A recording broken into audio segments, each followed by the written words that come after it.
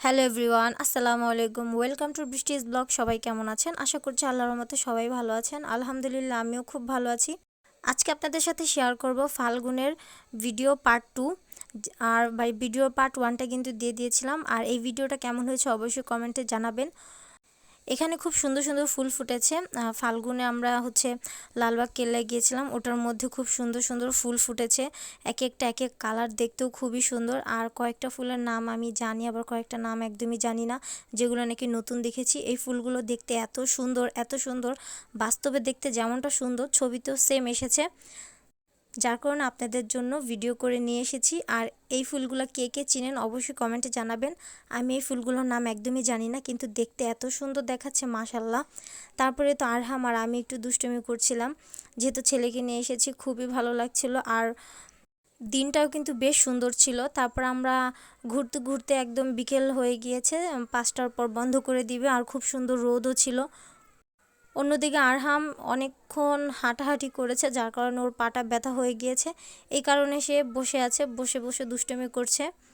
আর এক একটা ফুল দেখে এত ভালো লেগেছে, একদম তাজা তাজা ফুল, দেখতে এত সুন্দর লাগছিল। অন্য সময় আসলে দেখা যায় সুন্দর সুন্দর ফুল তেমন ফোটে না, কিন্তু এখানে যেহেতু ফাল্গুন মাস, যার কারণে এখনই ফুল ফোটার সময়, খুব সুন্দর সুন্দর ফুল ফুটেছে। আর এই তো শেষ পর্যায়ে আমরা চলে যাব, বের হয়ে যাব, সবাই কিন্তু বের হয়ে যাচ্ছে, যার কারণেই লালবাগ কেল্লা পুরোটা খালি হয়ে যাচ্ছে। আর দেখতে এত সুন্দর লাগছিল। আমরা এখনই বের হয়ে যাব।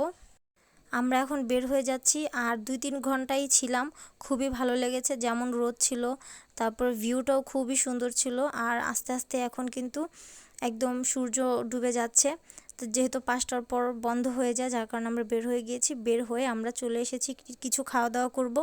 তো ভাবলাম কি খাবো, ভূতের বাড়ি রেস্টুরেন্টে চলে এসেছি। এইটার মধ্যে ঢোকার পর আমি তো অবাক হয়ে গিয়েছি, কারণ এর আগেও এসেছি, খুবই সুন্দর ছিল, সেম এরকমটাই ছিল। কিন্তু আমি তো আর বুঝতে পারিনি যে আরহাম এতটা ভয় পাবে। ওকে নিয়ে ঢোকার পর আমি বুঝতে পারলাম যে এখানে আসাটা একদমই ঠিক হয়নি, কারণ যেহেতু আমার ছেলে ভয় পাচ্ছে। কি করার, ঢুকে গিয়েছি, আর তো বের হতেও পারছি না। আর আরহামও বের হবে না, একদম চুপ করে বসে আছে, ভয় পেয়েছে। তারপর যাই হোক, এখন আমরা খাবার অর্ডার করে দিয়েছি। তো সেট মেনু অর্ডার করেছি। অন্যদিকে আরহাম ভয়ে ঘুমিয়েই গিয়েছে, ঘুমিয়ে নিচ্ছে। তা আমরা ভাবলাম এর মধ্যে আমরা খেয়ে ফেলি। আর খাবারগুলো নিয়ে নিয়েছি। তো সেট মেনুগুলোর মধ্যে 3 রকম সেট মেনু নিয়েছি। একটা হচ্ছে চিকেন কারি, একটা হচ্ছে চিকেন চিলি কারি, আর একটা হচ্ছে চিকেন ফ্রাই। এর আগে আমি এসেছি এই ভূতের বাড়ি রেস্টুরেন্টে, সবগুলো খাবারই কিন্তু খুবই মজার, একদম পারফেক্ট টেস্ট থাকে। আর এই চিকেন কারিটা প্রচুর ঝাল ছিল, যেহেতু আমি ঝাল তেমন একটা খেতে পারি না, যার কারণে আমি ঝালটা আম্মুকে দিয়েছি। আর আমি এই চিকেন চিলিটা নিয়েছি, এটা খুবই টেস্টি ছিল, আর খেতে খুবই ভালো লেগেছে একদম। রেস্টুরেন্টে আসলে আমার এই সেট মেনুটা খেতে খুবই ভালো লাগে, যে কোনো রেস্টুরেন্টই হোক না কেন, সাথে আমার ভাইয়েরও। আর খাবারগুলো খুব মজার। সাথে কিন্তু কোল্ড ড্রিঙ্কসও নিয়েছি, ঠান্ডা ঠান্ডা কোল্ড ড্রিঙ্কস। এটা খাওয়ার পর বেশ ভালোই লেগেছে। বাহির থেকে এসেছি, যেহেতু বাহিরে প্রচুর গরম রোদের কারণে।